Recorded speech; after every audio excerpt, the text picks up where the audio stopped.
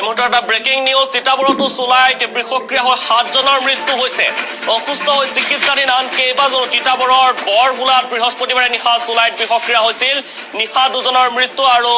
আজিৰ দিনটোত 5জন লোকৰ মৃত্যু হৈছে মুঠ 7গৰাকীকৈ লোকৰ মৃত্যু হৈছে বিষাক্ত চুলাই সেৱনৰ ফলত আৰু দেখিবলৈ পোৱা গৈছে যে গোলাঘাট মেৰাপানীৰ পিছত এবাৰ তিতাবৰতো 7জনকৈ লোকৰ মৃত্যু হৈছে আৰু অসুস্থ হৈ আছে কেইবাজনো লোক আৰু এই মুহূৰ্তত ফোন লাইনত আছে আমাৰ তিতাবৰৰ সংবাদদাতা চিত্ৰকমল বেজবৰা চিত্ৰকমল দেখিবলৈ পোৱা গৈছে যে গোলাঘাট মেৰাপানীৰ পিছত এবাৰ তিতাবৰতো 7জনকৈ লোকৰ মৃত্যু হৈছে সবিশেষ কি জনাব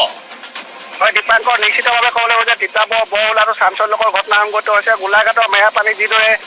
অবৈধ চুলাই মদত বিষক্ৰিয়া হৈ বহু সংখ্যক লোকৰ মৃত্যু বহু সংখ্যক লোকে মৃত্যুক আঁকোৱালি ল'ব লগা হৈছে ঠিক তেনেকৈ এক অনুৰূপ ঘটনা সংঘটিত হৈছে তিতাবৰ বৰহোলাত আৰু তিতাবৰ বৰহোলাত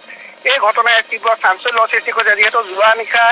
2জন লোকৰ মৃত্যু হৈছিল তাৰ পৰৱৰ্তী সময়ত আজিৰ দিনটোত আৰু 5জন লোকৰ মৃত্যু হৈছে একমাত্ৰ চুলাই মদত বিষক্ৰিয়া ঘটাৰ বাবে এইদৰে এতিয়া লোকে প্ৰাণহানি ঘটিছে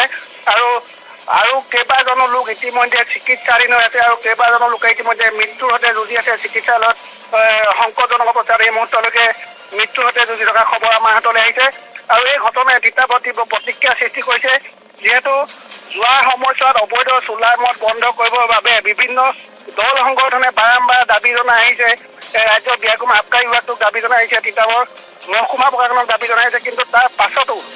আজি পৰ্যন্ত এই মুহূৰ্তলৈকে অবৈধ চুলাই মদৰ ব্যাপক প্ৰচলনৰ ফলতে আজি এইদৰে অতি কৰুণ ঘটনা সংঘটিত হৈছে আৰু যি ঘটনাই তিতাবৰত তীব্ৰ প্ৰতিক্ৰিয়া সৃষ্টি হৈছে দীপাংকৰ হয় চিত্ৰকমল আপুনি লাইনতে থাকিব এই মুহূৰ্তত আমি দৰ্শকসকলক জনাব বিচাৰিছো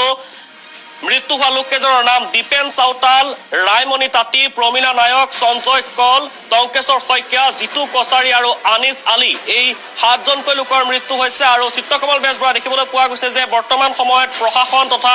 আবকাৰী বিভাগে এই ক্ষেত্ৰত ঘটনাস্থলীলৈ গৈ কিবা ব্যৱস্থা গ্ৰহণ কৰিছে নাই বাৰম্বাৰ যি সময়ত এনেকুৱা কথা হয় যে চুৰ গ'লে বুদ্ধি বৰষুণ গ'লে ছাতি তেনেকুৱা ধৰণৰ ব্যৱস্থাই যোৱা সময়ছোৱাতো সংঘটিত হৈ আহিছে ঠিক অনুৰূপ ধৰণে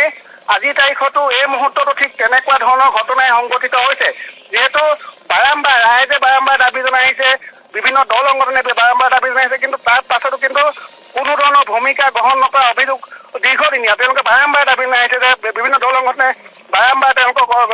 অভিযোগ উত্থাপন কৰিছে যে আবকাৰী বিভাগটোৱে অবৈধ চুলাই মদৰ ব্যৱসায়ীৰ লগত গোপনে মিতিয়ালি কৰি কমিশ্যনৰ সমীকৰণত ব্যস্ত আছে নেকি তেনেধৰণৰ প্ৰশ্ন উত্থাপন কৰি আহিছে কিন্তু তাৰ পাছতো আজিৰ তাৰিখত এই মুহূৰ্তলৈকে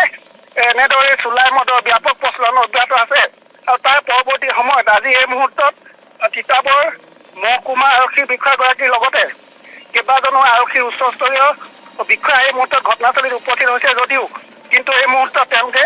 এই গোটেই ঘটনাৰ কাৰণ চিত্ৰকমল দেখিবলৈ পোৱা গৈছে যে গোলাঘাট মেৰাপানীৰ পিছত এবাৰ তিতাবৰত 7জনকৈ লোকৰ মৃত্যু হৈছে বিষাক্ত চুলাই সেৱনৰ পৰিণতিত